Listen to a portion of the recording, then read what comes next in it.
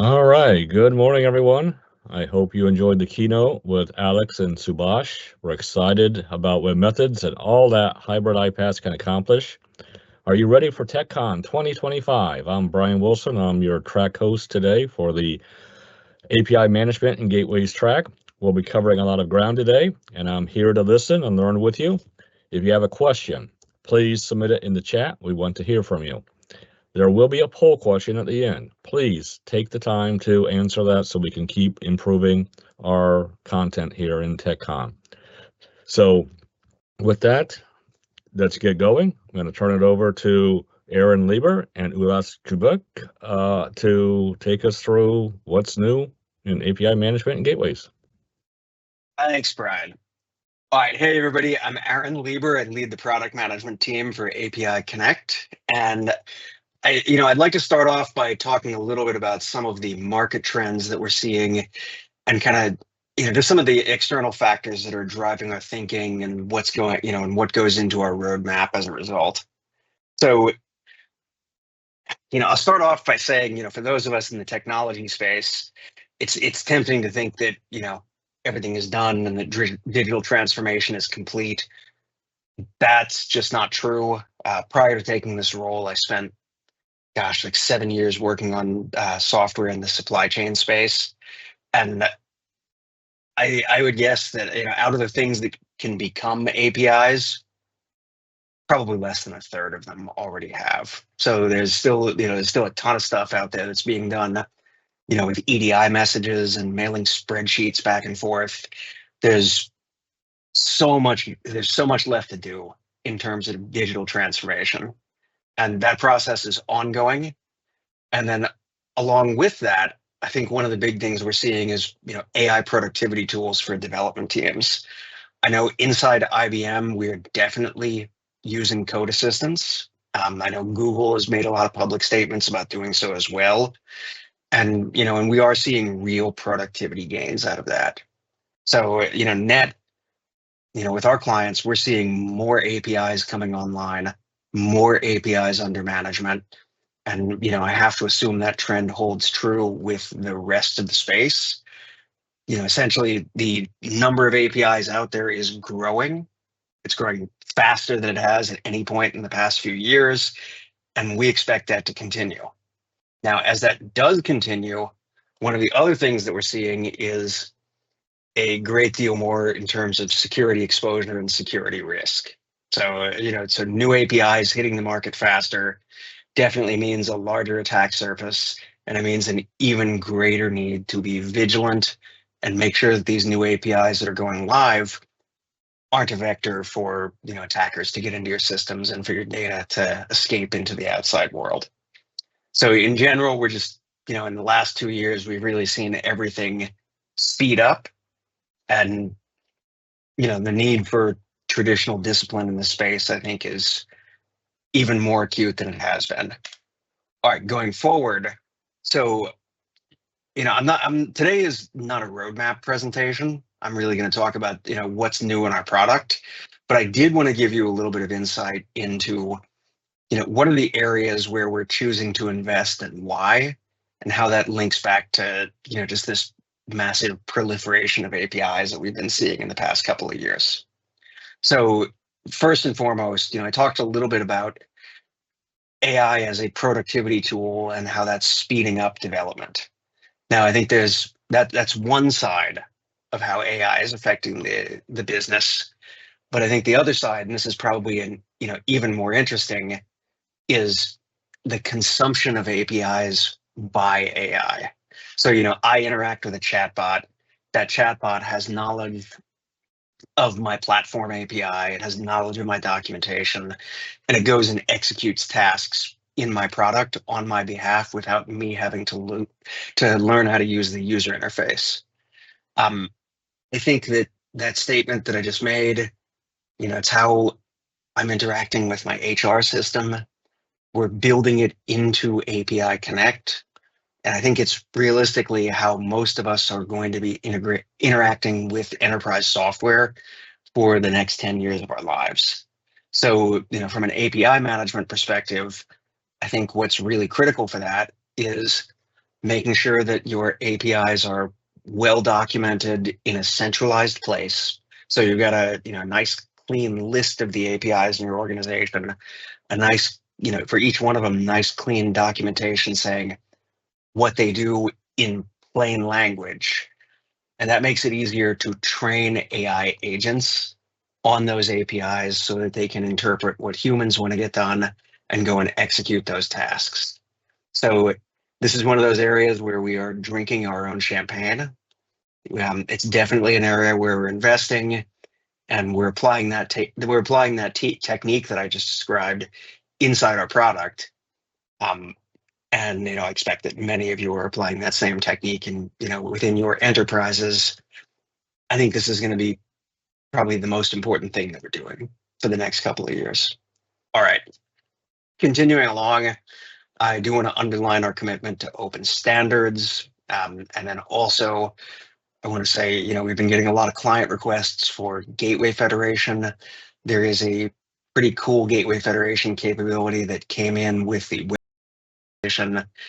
And, going forward, this is going to be an area where we do invest in API Connect.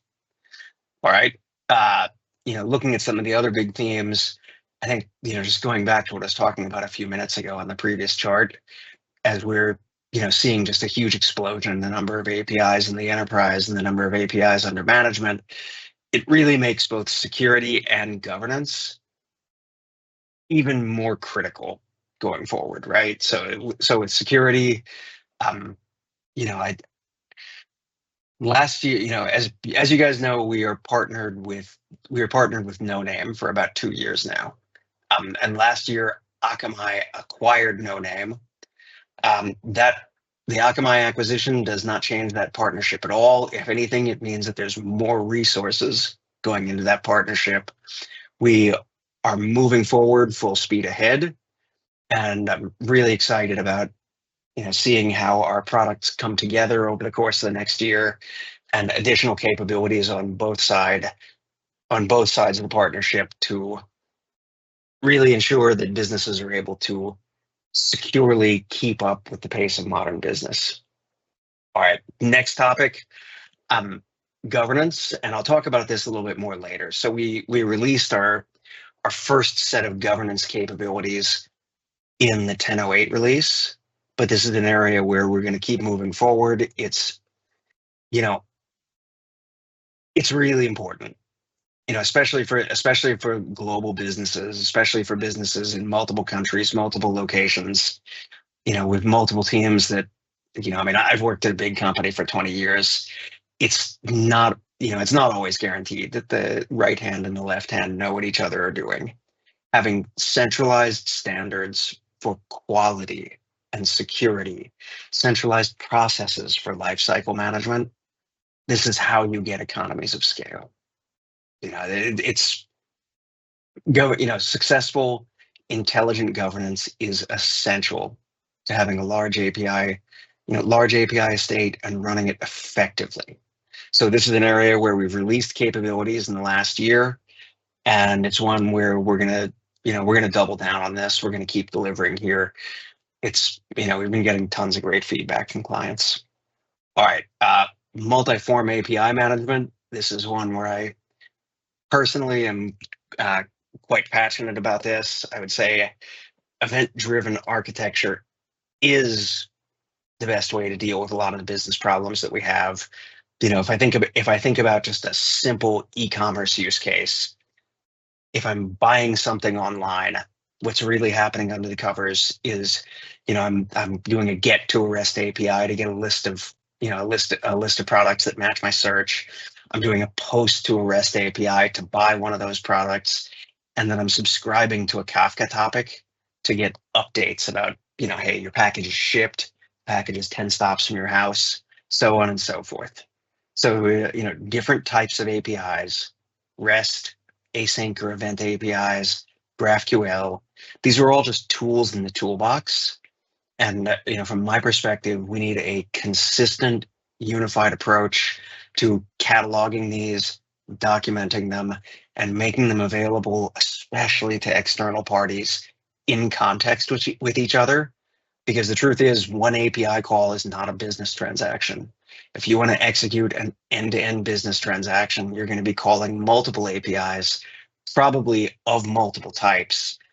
And this is an area, if you don't have this, it's just not a complete picture. And then finally, business platform engagement. This is an area that's going to be a big focus for us in the next 12 to 24 months as well. We've released our first set of capabilities in the last 12 months, and it's an area where we're going to continue to develop. Here's how I look at business platform engagement. You've got your provider organizations inside the company. You've got consumers both inside the company and outside the company. Your APIs are how you do business with those people. And the places where you see the most friction are at life cycle points, right? So it's when you introduce a new API, getting that out there, letting people know that it exists, socializing it, getting people onboarded to it. That's one area of friction.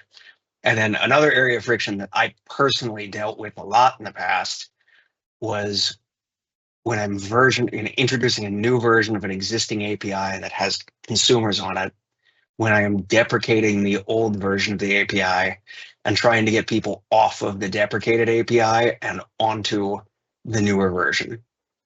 So the whole idea behind business platform engagement is to provide a data-driven, intelligent approach for providers and consumers to engage with each other, communicate around these life cycle events, communicate around their usage of APIs, and hopefully take things out of the email and phone call place that I'll say that politely, the place that they've been in for the last couple of years. So making this more of an automated, data-driven discussion, making it lower friction, easier to engage. All right. So look, I just wanted to give you guys a little bit of headlights into what are the things that are driving our decision-making process with regards to the roadmap? What are the areas that we think are important? Where are we investing? And now that I've hit on these 6 themes, I'm going to pivot and talk about some of the exciting things that we have released in the last year or so. You may have seen some of this stuff, but these are our latest innovations. I'm pretty excited about it. All right, first and foremost, we introduced the AI Gateway capability. So we shipped this in June of 2024 on SaaS. We made it available through the maintenance stream. So this is on the 10.08 long-term support release as software. And just to be clear, the AI Gateway is a feature in API Connect. So if you are an API Connect user and you're on 10.08 or using our SaaS product, then you have this and it's available to you, whether you're using it or not. So when we shipped it, we had support for WatsonX.ai. In that fourth quarter, we added OpenAI ChatGPT, and we have completed, now this is not an NDA event, but I'll just say we've completed work on 2 more of the market-leading large language model services. Those are going to be, support for those will be introduced through the maintenance stream very soon. So what does this thing do? I think the easiest way to think about AI Gateway is it's applying traditional API management discipline to interactions with large language models. Now, in a traditional API management scenario, you've got consumers on the outside of the organization calling a gateway, and then that gateway proxying for an API inside the organization. All right, for AI Gateway, you're going to flip that model upside down. So think of this the same way you would think of, Salesforce or any other, big third-party external API provider. So your large language model is sitting outside of the organization. You've got users inside the organization, and you're running all of those users through API management, through the gateway in order to get to the large language model. So why would you do this? I think, from an economic standpoint, the simplest answer is cost management and economies of scale. So you especially in a large global organization, you want to make sure that you don't have teams all over the planet swiping their credit cards and paying the maximum cost per token by virtue of not negotiating, not getting a plan that has a higher committed volume. So if you route everyone through a gateway, you can essentially proxy the credentials for an enterprise plan. You can make sure that you're funneling all of your usage onto the enterprise credentials and make sure that you are getting the best possible pricing for an organization of your size. Now, along with that, since you are routing all of that traffic through the gateway, you can also see, which teams are using which models. You can get a sense for usage patterns, time of day, so you get an understanding of your usage along with control over your usage. And I think, finally, one thing to look at is, we've got policies in the AI gateway for response caching and rate limiting and token limiting. So we've taken some of the traditional API management policies, adapted them to the measurement system that most companies are using with LLMs, and we've got those policies available as part of the AI gateway. Okay, I've been talking too much. I'm going to move along in a faster clip here. So other stuff that we introduced, and this shipped last year. Now this is, at this point, the API Assistant is on our SaaS release, but we will be bringing it on-prem this year. But at any rate, the first version of our API Assistant is using generative AI to improve the quality of your API specifications. So we're looking and we're seeing, okay, do you have good plain language descriptions? Do you have models? Do you have examples? All that grunt work that's involved in creating a proper spec, in documenting your code, in making sure that it's understandable. We've introduced Gen AI into the product. You can, in the editor, you just press a button, it'll make suggestions, and you decide which suggestions you want to keep. As I've mentioned, we're making heavy investments in this space, and I'm expecting to make some really cool announcements about new capabilities, probably around the Think conference. So stay tuned. This is, like I said, one of our major investment themes, something that we're really excited about. And, the first iteration of these capabilities, those are out in the market today.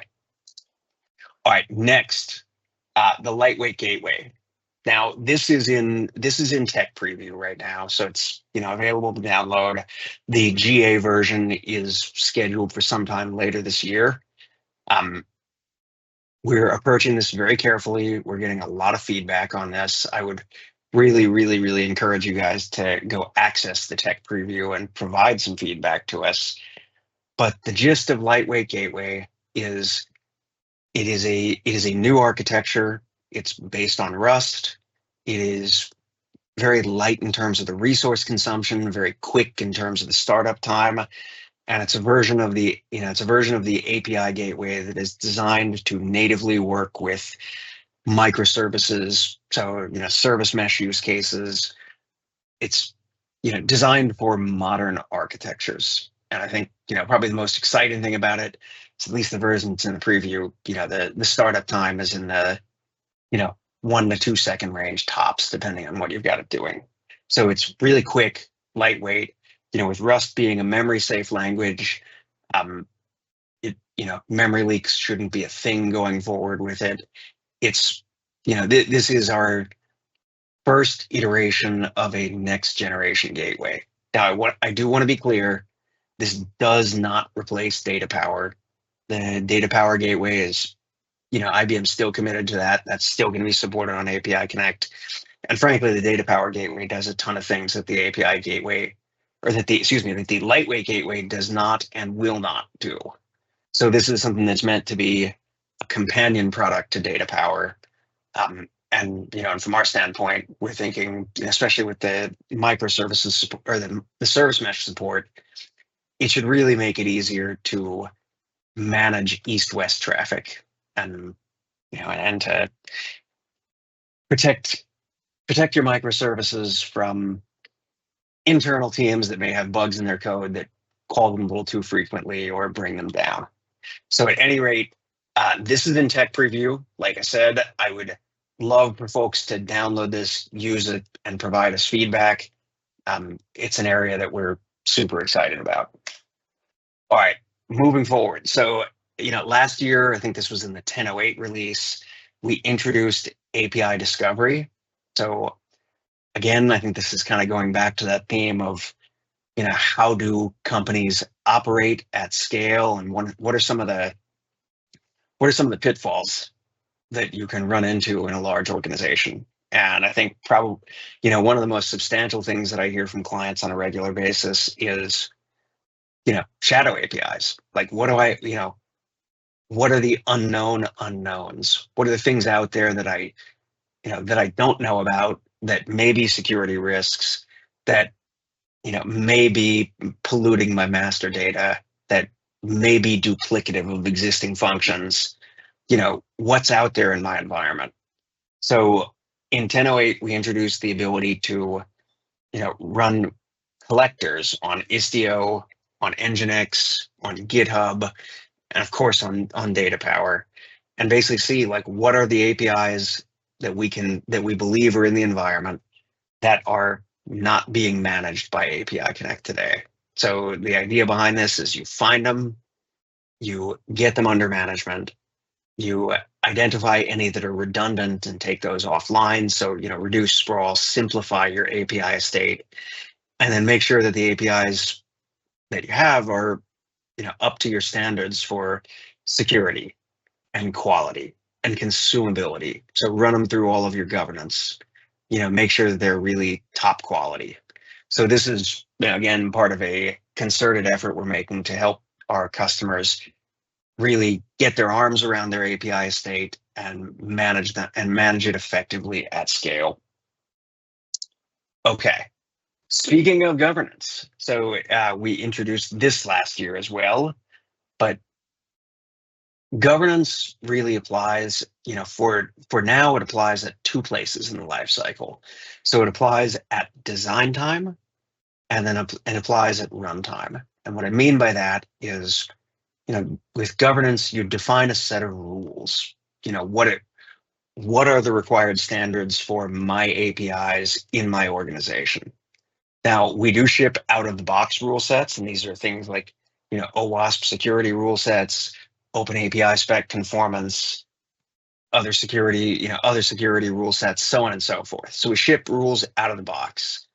But the engine that we're using is Spectral. It's an open source linting engine, and you can download third-party rule sets. You can also write your own. I mean, Spectral's got tons of documentation. It's a well-known format. And when, at design time, as you're in the toolkit, as you're in the editor, as you're designing an API, you can validate validate with rule sets. It will basically pop up and say, here's errors, here's warnings.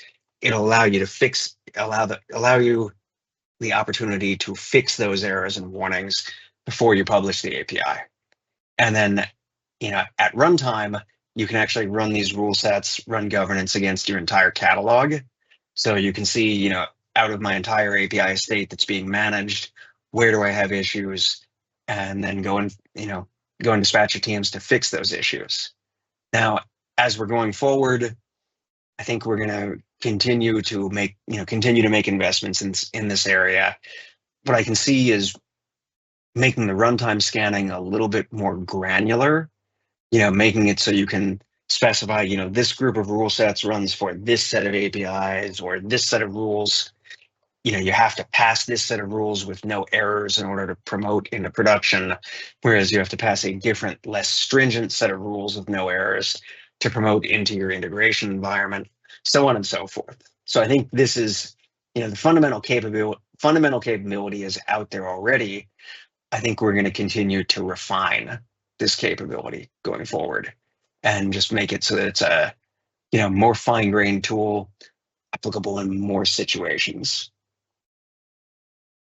Okay, and then the other big thing that I wanted to talk about for a few minutes, business platform engagement.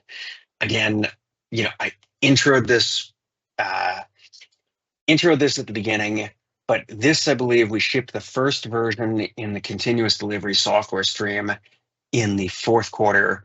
We're going to continue to improve upon this, throughout, in the maintenance stream throughout 2025. I actually believe we just shipped enhancements to this in 10.08.2, like a week ago. At any rate, business platform engagement, as I said, is a customizable alerting framework that helps API providers and API consumers communicate with each other about the issues they're encountering. So, I talked about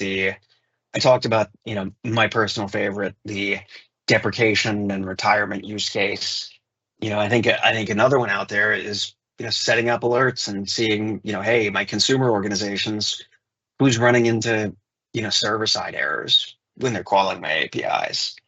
I think that there's a myriad metrics we've set up that you can alert on, both on the provider side and on the consumer side. And, we support HTTP destinations. We are also working on support for, popular third-party messaging and ticket management tools. So, this is going to be one of those areas that continues to grow over time. And again, what we're really aiming for with this is to simplify that conversation between the provider and the consumer, make it data-driven, make it automated, and just take the friction out of that discussion. All right. And it looks like I finished up about a minute early, and I'm going to turn it over to Ulash Chubbuck and let her speak about what's new in the Data Power Gateway. All right. Thank you, guys. Thank you, Aaron. So yeah, again, my name is Ulash. So I'm the product manager for Data Power Gateway. Data Power, I'm hoping that all of you are aware of what Data Power is, but just let me set the scene again. So Data Power is not just another runtime. So basically it sits between different networks, applications, and links them in a controlled, secure, and optimized way. Basically, it combines all this modern digital services, modern event-based applications and API workloads with your traditional workloads, with your traditional services from mainframe to so covering B2B workloads in a hybrid and multi-cloud fashion in environment. So as Aaron mentions, so basically Data Power is the gateway that powers the gateway runtime of API Connect, providing all that routing, rate limiting, and logging, and many more capabilities of our API Connect. And similarly, so the fantastic, exciting feature of AI Gateway. So it's basically that's powered by Data Power as well. Okay, moving forwards. As Data Power today, it's a very it brings you lots of flexibility. So basically provides you a scalable gateway for any environment. You can use Data Power Gateway wherever your applications or data reside, whether it's on cloud or on-premise or across multiple cloud environments in a hybrid cloud strategy. So it helps you to secure your various workloads. And it comes with two flavors, right? So it's the physical appliance. So that's something unique to our gateway, honestly, because it gives you the ability to centralize that security. Remember, gateway sits in between various networks and applications, right? So it sits in your DMZ. It's a DMZ ready secure appliance. It's optimized that way, and it protects you at the edge of your entry, at the edge of your organization's network. Whereas our virtual edition, our other flavor, so it gives you the ability to get closer to the application layer, or it is already cloud ready, so you can deploy any of these form factors into your cloud provider, whether using VMware or as a Linux application. It comes as an RPM, basically RPM installation. So you can use it on any Red Hat Enterprise Linux host or with containers. And as Aaron mentioned, so we had this strategy in data power gateways, in the gateway worlds already, to support both centralized architectures and more federated decentralized architectures. And we are just kind of by this lightweight gateway Aaron mentioned. So we are adding just another flavor here into the picture to support that more east-west traffic, to support mesh environments. So it is perfectly complementing this picture in your architecture. So going forward, yes. So our in data power as well, our main mission is basically to provide a gateway solution, first of all, with the highest security. So providing a gateway for your mission critical applications and provide that security is our number one basically priority. And going forward, always we work towards to provide you the highest security levels as an enterprise gateway. And in terms of that security principles, I will come to that. But we are continuously working on enhancing our the cryptographic standards, because cryptographic standards, the modern algorithms, ciphers, they are always evolving, and there is a lot of legwork behind those to keep up those standards. And obviously securing the connectivity. Remember, data power is all about multi-protocol gateway. It's a multi-protocol gateways basically, and we are focusing on to securing all those protocols at the correct level, as well as securing the internal administration of the data power gateways in your estate. So that's our number one vision. And the second one is, of course, to how can we keep up with the standards for the integration protocols, and how can we modernize data power, both to help you to reduce the time to value through modern and optimized tooling that we can provide in data power, like our improved DevOps experience, and improving our user interface, user experience with the new prop and the new user interface.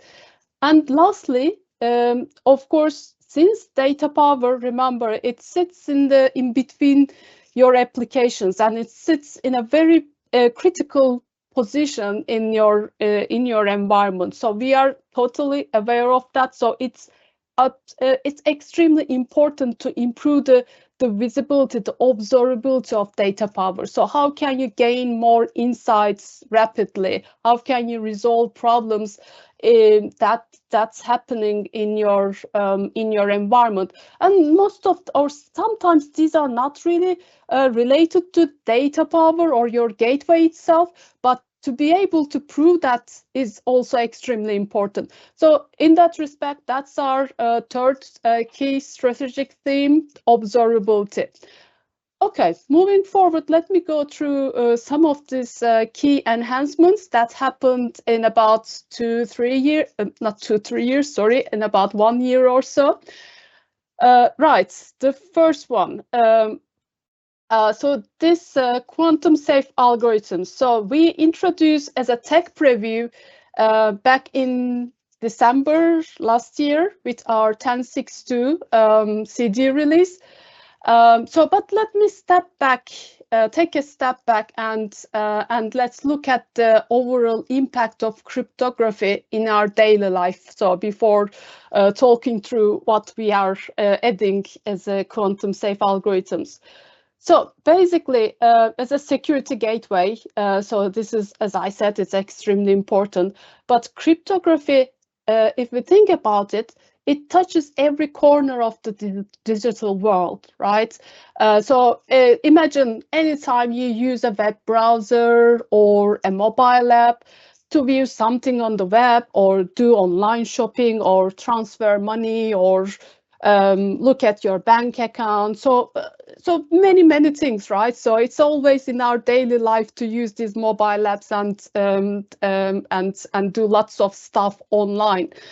And when we do that, basically the TLS, what we say as transport level security encryption, ensures that all our data, like our username, password, or personal details, financial details, healthcare details, any kind of commercially sensitive information are basically encrypted in transit. So thanks to TLS, right? And this is like a de facto standard now, right? So that it cannot be intercepted by hackers snooping on the traffic, right? So this is extremely important, and the same is true for our internal business world. So data is also shared internally between departments, B2B applications, and etc. So it's not only the end user browsing the web and using the mobile app. So it is extremely important to protect the data.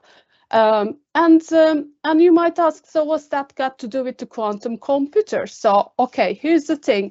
Many of the world's widely used encryption algorithms like RSA, ecliptic curve they are safe currently. There are levels, of course, for the classical computers that we are using today. But all these algorithms is threatening to be broken by the emerging world of quantum computers.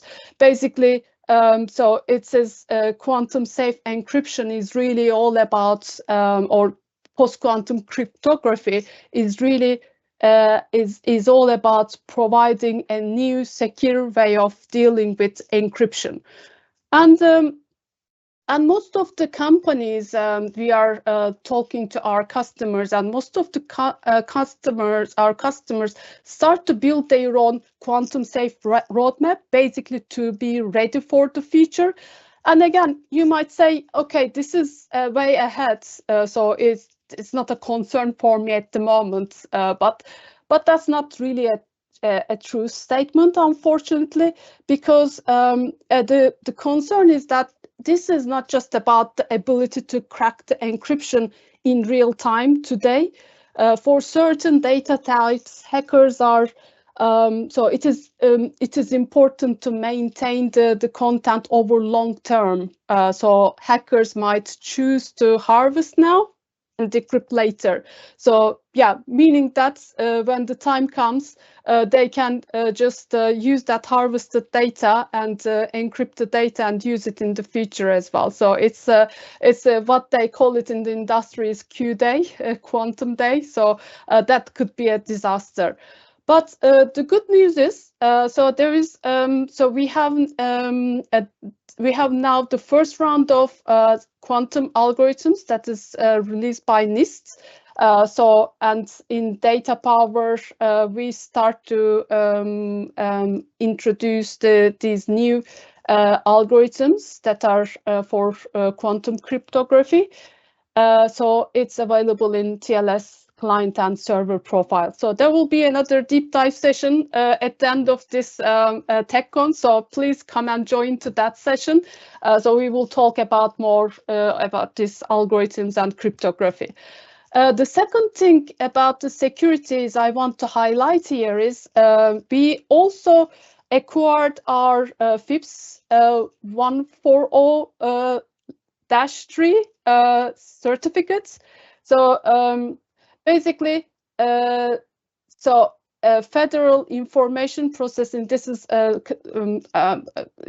called Federal Information Processing Standards. Basically, it's all about the standards where organization should handle the sensitive data, again, using the correct cryptographic algorithms, ciphers, and things like that.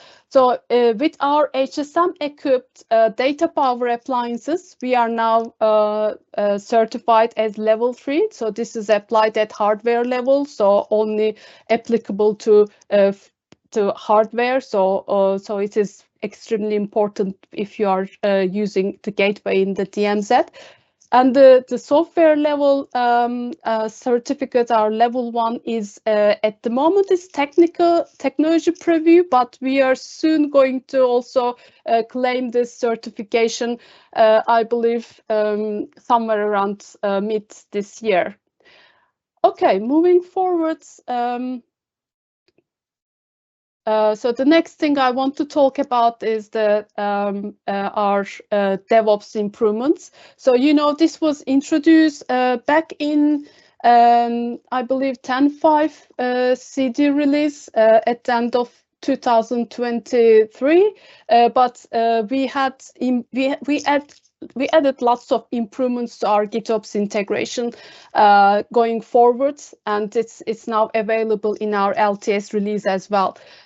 So what we are claiming here is really to apply the core GitOps principles to operate, to develop your CI/CD pipelines for data power gateway and across all form factors. So even if you are using container or Linux or applines, you can basically use the same GitOps principles, GitOps integrations to manage the development and operational life cycles for data power.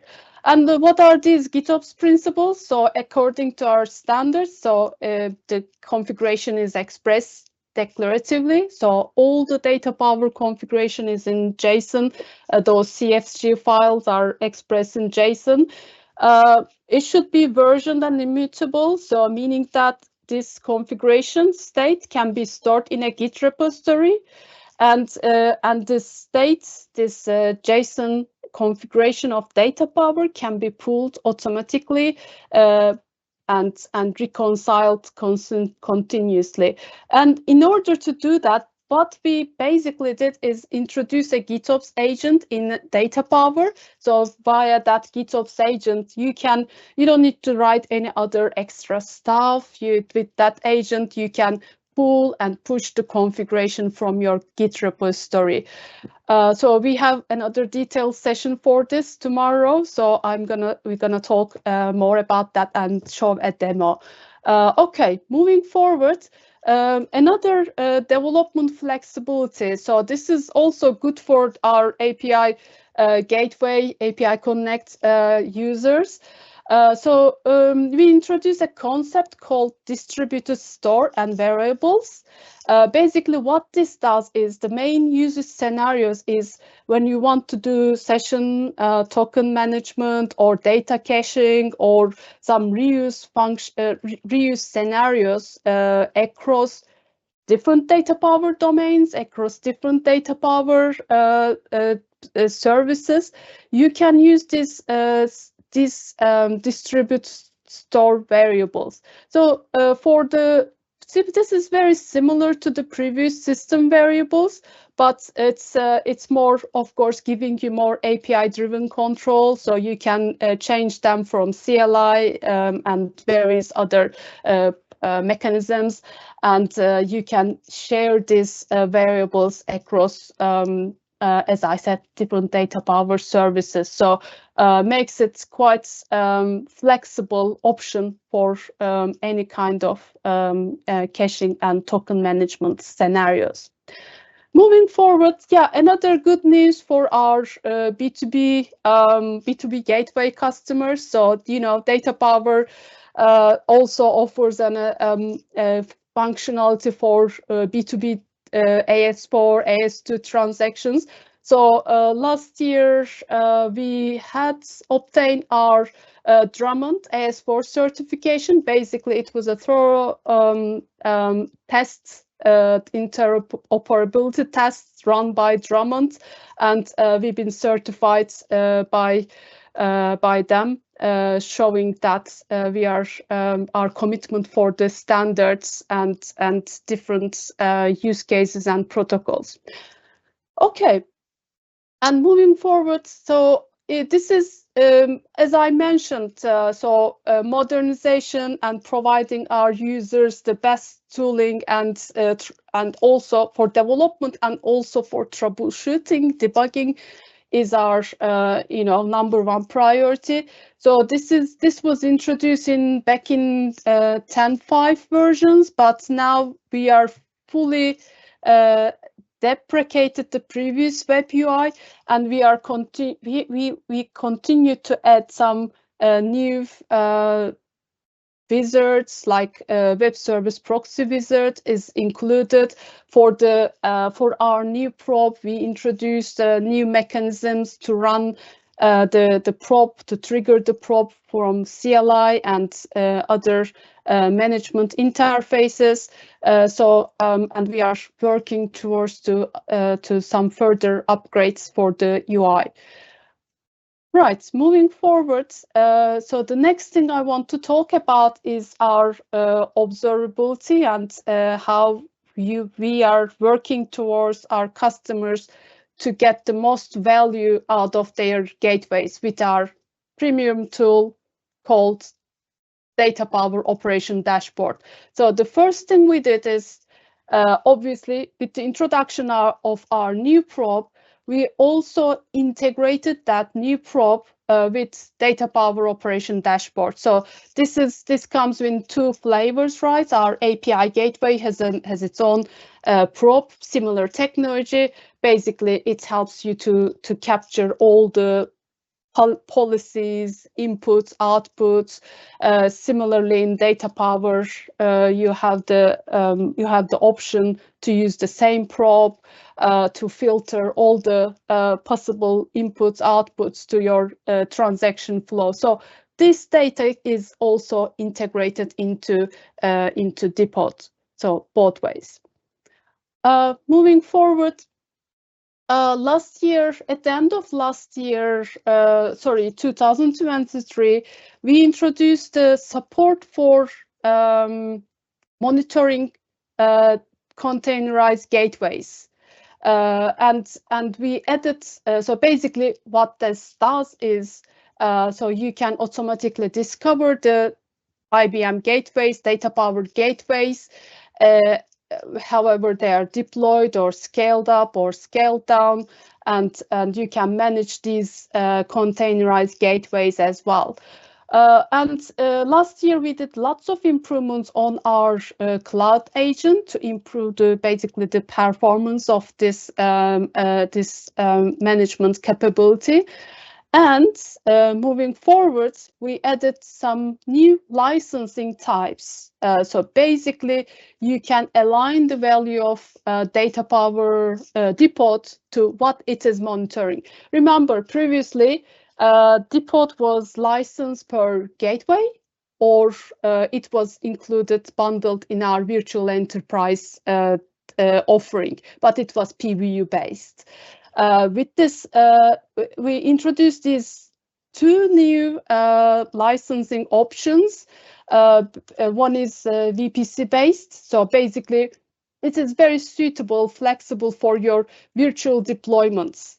So you don't need to count every gateway, every small gateway. You don't need to count the number of gateways. You know, in the container world, they are also dynamic, and it's sometimes impossible to basically cater the number of gateways. So it is aligned with the VPC basically. And the second one is API use case, aligned with the API use case.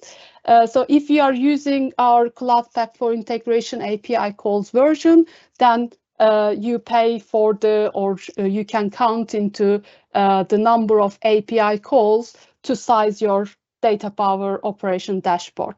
So this will give a lot of flexibility in the deployment model, and no more juggling of gateways, deciding which to monitor.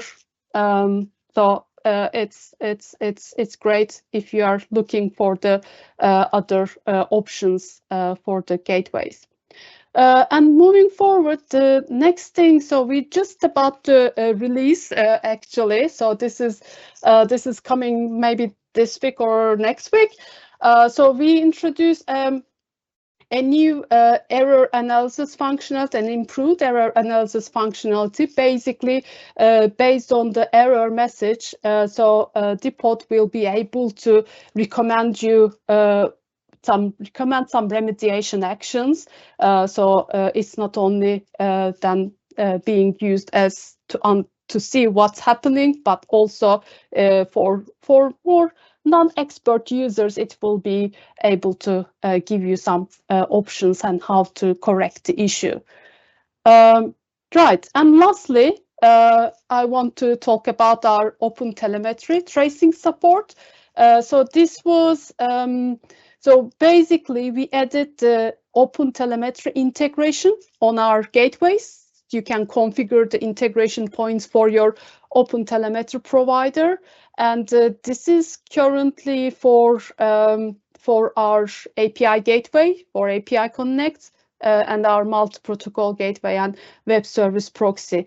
And we introduced this in 10.6 in I think mid last year in June, and we are continuing to work on some improvements like adding additional protocols, and we recently added the compression support for our open telemetry exporter, so that you can also working towards to improve the performance of the open telemetry tracing.